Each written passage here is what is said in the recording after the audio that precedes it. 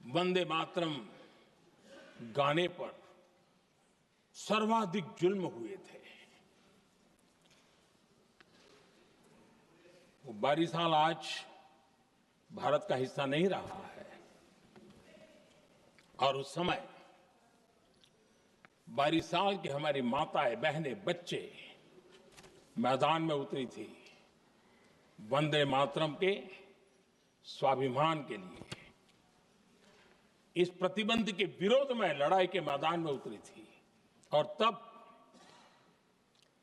बारिसाल की एक वीरांगना श्रीमती सरोजिनी बोस, जिन्होंने उस जमाने में वहां की भावना को देखिए और उन्होंने कहा था कि वंदे मातरम जो प्रतिबंध लगा है, जब तक ये प्रतिबंध नहीं हटता है मैं अपनी चूड़ियां जो पहनती हूं निकाल दोगी। भारत में वो एक जमाना था, चूड़ी निकालना यानी महिला के जीवन की बहुत बड़ी घटना हुआ करती। लेकिन उनके लिए वंदे मातरम की वो भावना थी, उन्होंने अपनी सोने की चूड़ियां, जब तक वंदे मातरम प्रतिबंध नहीं हटेगा मैं दोबारा नहीं धारण करूंगी, ऐसा बड़ा व्रत ले लिया था। हमारे देश के बालक भी पीछे नहीं रहे थे। उनको कोड़े की सजा होती थी, छोटी छोटी उम्र में उनको जेल में बंद कर दिया जाता। और उन दिनों खास करके बंगाल की गलियों में लगातार वंदे मातरम के लिए प्रभात फेरियां निकलती थी। अंग्रेजों के नाको दम कर दिया था। और उस समय गीत गूंजता था बंगाल में, जाए जाबे जीवोनो चोले, जाए जाबे जीवोनो चोले, जोगो तो माजे तोमार काजे वंदे मातरम बोले। अर्थात हे मां, संसार में तुम्हारा काम करते और वंदे मातरम कहते जीवन भी चला जाए तो वो जीवन भी धन्य है। ये बंगाल की गलियों में बच्चे कह रहे हैं। ये गीत उन बच्चों की हिम्मत का स्वर था और उन बच्चों की हिम्मत ने देश को हिम्मत दी थी। बंगाल की गलियों से निकली आवाज देश की आवाज बन गई थी।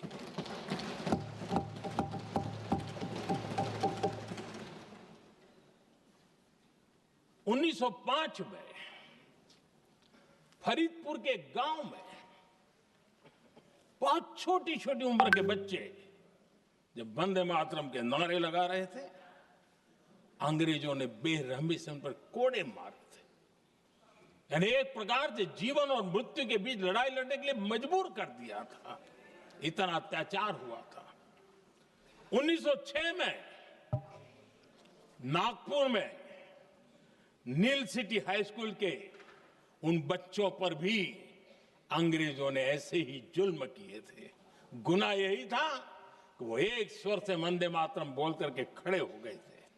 उन्हें वंदे मातरम के लिए मंत्र का महात्म्य अपनी ताकत से सिद्ध करने का प्रयास किया था। हमारे जांबाज सपूत बिना किसी डर के फांसी के तख्त पर चढ़ते थे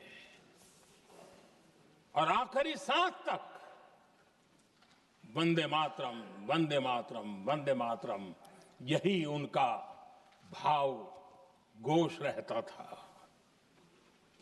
खुदीराम बोस, मदनलाल ढींगरा, राम प्रसाद बिस्मल, अशफाक उल्ला खान, रोशन सिंह, राजेंद्र नाथ लाहिड़ी, रामकृष्ण विश्वास, अनगिनत जिन्होंने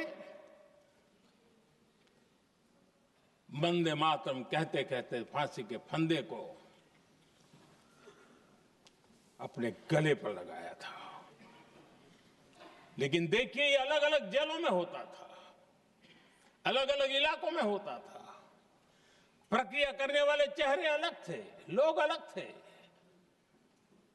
जिन पर जुल्म हो रहा था उनकी भाषा भी अलग थी, लेकिन एक भारत श्रेष्ठ भारत, इन सब का मंत्र एक ही था, वंदे मातरम।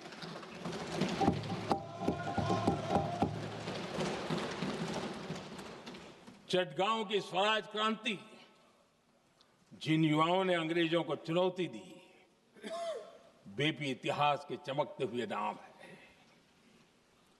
हरगोपाल बाल, पुलिन विकास घोष, त्रिपुर सेन, इन सब ने देश के लिए अपना बलिदान दिया। मास्टर सूर्यसेन को 1934 में जब फांसी दी गई, तब उन्होंने अपने साथियों को एक पत्र लिखा और पत्र में एक ही शब्द की गूंज थी और वो शब्द था वंदे मातरम।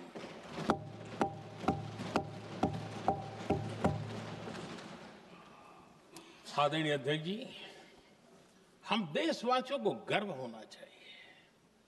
दुनिया के इतिहास में कहीं पर भी ऐसा कोई काव्य नहीं हो सकता, ऐसा कोई भावगीत नहीं हो सकता जो सदियों तक एक लक्ष्य के लिए कोटि कोटि जनों को प्रेरित करता हो और जीवन आहूत करने के लिए निकल पड़ते हो। दुनिया में ऐसा कोई भावगीत नहीं हो सकता जो वंदे मातरम। पूरे विश्व को पता होना चाहिए कि गुलामी के कालखंड में भी ऐसे लोग हमारे यहां पैदा होते थे जो इस प्रकार के भावगीत की रचना कर सकते थे। ये विश्व के लिए अजूबा है, हमें गर्व से कहना चाहिए, तब दुनिया भी मानना शुरू करेगी। ये हमारी स्वतंत्रता का मंत्र था, ये बलिदान का मंत्र था, ये ऊर्जा का मंत्र था, ये सात्विकता का मंत्र था, ये समर्पण का मंत्र था, ये त्याग और तपस्या का मंत्र था, संकटों को सहने का सामर्थ्य देने का ये मंत्र था, और वो मंत्र वंदे मातरम था। और इसलिए गुरुदेव रविंद्रनाथ टैगोर ने लिखा था,